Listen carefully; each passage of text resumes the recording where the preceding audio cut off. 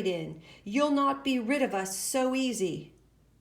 There's hope from the ocean, but none from the grave, the agent said darkly. In the afternoons, Darcy and Granny took to saying their prayers together under the shade of the mulberry tree. While Granny fingered her worn wooden rosary beads, Darcy would finger the bumps along her hem. They prayed for food and for courage, and they prayed that the agent would not return. But this last prayer went unanswered, for at the end of the month, the Crown's agent was again at their door, and this time he was not alone. With him were men with hooks, hammers, and a torch. Darcy trembled to hear the agent's angry voice shouting through the half door. "Patrick O'Hara, I'm here to serve you notice. You and yours are evicted from this place from this day forward. Take what you will from your house now, for it's coming down." With her own heart breaking, Darcy watched helplessly as Granny's rosary beads fell from the mantel and broke on the floor. "Heaven protect us! They've set the roof afire!" Granddad cried as the sound of burning thatch crackled in their ears overhead. In a panic, everyone rushed for the only door. Amid the smoke and screams, Darcy reached down and scooped up one small bead from the floor. Outside, she placed it into Granny's trembling hand.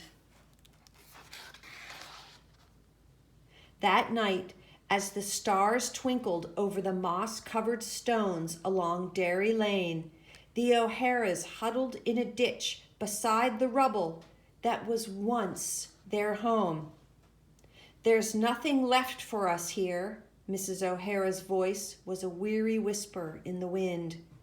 "We must take the Crown's tickets and cross the ocean," Mr. O'Hara said sadly. "There's a group leaving tomorrow. In America, there is food and there is the chance to own land. We'll leave at first light." But Granddad shook his head.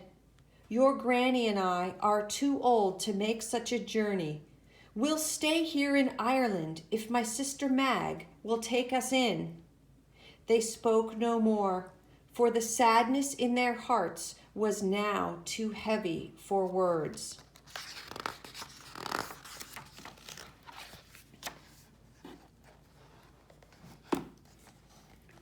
Early the next morning, Darcy awoke before the others.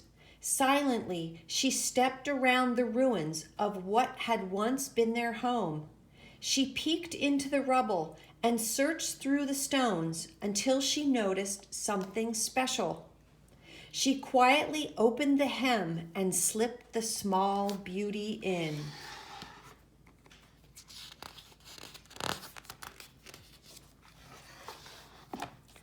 Later that day, Darcy took one last walk with Granny down Dairy Lane. "'Tis a big ocean that will soon be between us," Granny whispered, a tear rolling down her wrinkled cheek. "And the years will come and go like so many waves upon the shore.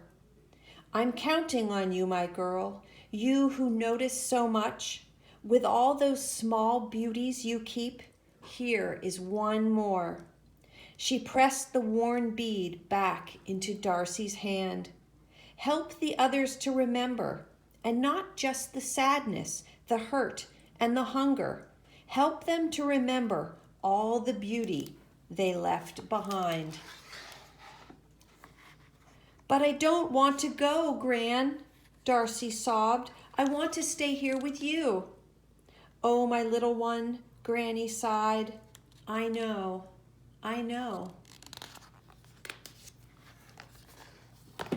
Now, there is no farewell sadder than the farewell of forever. And so it was with many tears that the O'Haras bid their beloved Ireland goodbye. They traveled by foot and by cart, by ferry and by boat. The seas were rough and people were crowded close below decks. Darcy covered her face with her scarf to keep the stink from her nose as the ship pitched to and fro on the choppy sea. After many long weeks of travel, the family finally crossed the wide ocean to America. Darcy found the island of Manhattan very different from the island she had known. Where's the heather, she wondered. Where's the bog? Instead of tiny cottages, Darcy saw tall buildings stretched to the sky. Instead of fields of rotting potatoes, she noticed shops and carts overflowing with fresh fruits and vegetables. Instead of barefoot children dressed in rags, she saw girls and boys wearing hats, coats, and shoes. Everything was different. Everything was new.